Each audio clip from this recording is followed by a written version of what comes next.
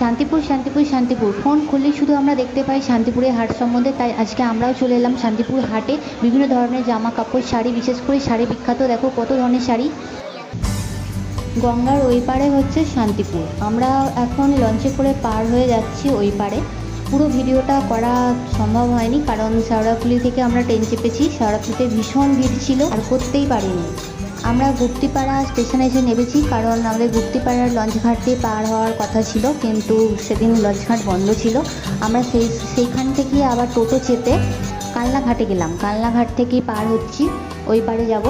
শুধু গঙ্গার জল দেখো ভর্তি, আর কোথা থেকে এত পানা বয়ে আনছিল কে জানে। পুরো পানায় ভর্তি গঙ্গার জল, একবারে ঘোলা হয়ে।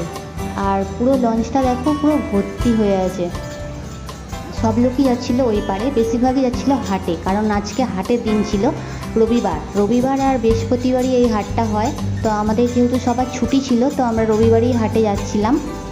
ওই পাড়টা ভালোভাবে দেখো, বুঝতে পারবে কতটা জল। পাড়টা তো দেখাই যাচ্ছে না, পুরো জলে ভর্তি। এত জল তো কোনোদিন দেখিনি, কারণ এদিকে তো আর অত আসা হয় না।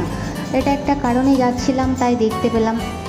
আর এত বড় লরিটাকে দেখো, একটা ভেসেলও কেমন বয়ে নিয়ে যাচ্ছে।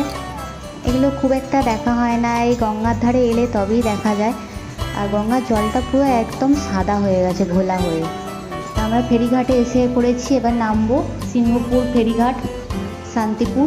এখান থেকে আবার টোটো চাপতে হবে। তো যেহেতু লঞ্চে পুরো ভর্তি লোক ছিল, একে একে নামতে একটু দেরি হলো। দেখো পুরো ভর্তি, সবাই যাচ্ছিলো ওই হাটেই। কেউ তারপর ফিরেও পড়েছে। তো লঞ্চঘাট থেকে নেবেই এত জল দেখো, এটা সবই গঙ্গার জল। তো আমার ভালোও লাগছিল যে জল দিয়ে যাচ্ছিলাম। আর বেশিরভাগ টোটোর অটোগুলো এদিকে আসছিল না, কারণ বলছিল না কি ব্যাটারিগুলো ভিজে গেলে তো চলবে না। তো কিছু কিছু অটো এসেছিলো, তো আমাদেরকে ওইদিকে ডাকছিল যাওয়ার জন্য। ওইদিকে গেলে তারপরে টোটোটা ছাড়বে। আমরা জুতো পরেই যাচ্ছিলাম, প্যান্টগুলো একটু উপর দিকে তুলে নিলাম, কারণ ভিজে যাবে। এখন ভিজে গেলে সারাদিন ভিজে অবস্থায় থাকতে হবে, তাই একটু তুলেই নিলাম। কেউ তো আবার হাট থেকে বাড়িও ফিরে পড়ছিল। যারা সকাল সকাল গেছে না, তারা সবাই ফিরে পড়ছিল। আমরা একটু দেরি হয়ে গেছে যেতে, যেহেতু আমরা অনেক দূর থেকে যাচ্ছিলাম। তো সকাল সকাল গেলেই ভালো হয়, কারণ ভালো ভালো শাড়িগুলো তখনই পাওয়া যায়। কতটা করে জল দেখো, পুরো গঙ্গাটা এই পাড়টা ডুবে না, এরকম জল এসে গেছে। একটা ছোট তাল গাছ, তাও কতটা জল। এইখানে সব কটা টোটো দাঁড়িয়ে আছে। এখান থেকে টোটো চেপে 15-20 মিনিট লাগবে। মানে আমরা শুধু বলেছিলাম যে শান্তিপুর হাটে যাব, আজকে যেখানে হাট হয় রবিবার, সেখানে নিয়ে চলো। তো ওরা বলতেই শান্তিপুর হাটে নিয়ে এসে হাজির করেছে।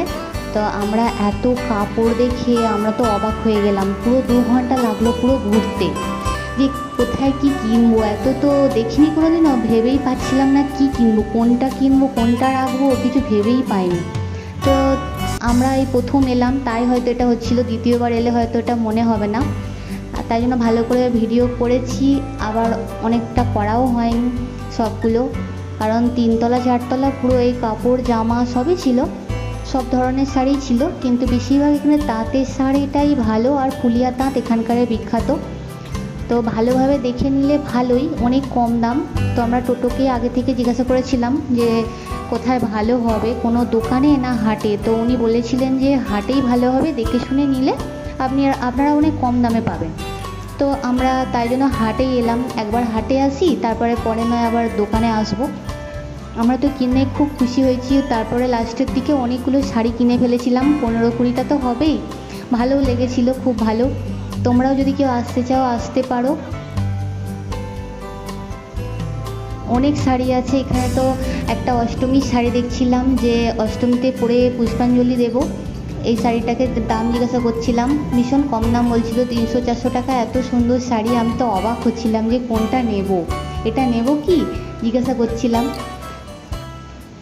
এই শাড়িটা ভীষণ সুন্দর হয়ে গেছে। এবার আমাদের বাড়ি ফেরার পালা। যা কী কিনেছি এবার পরে তোমাদেরকে দেখাবো অন্য কোনো ভিডিওতে। তোমরাও এসো। টাটা, পরে আবার দেখা হবে। যদি ভালো লাগে লাইক শেয়ার করো।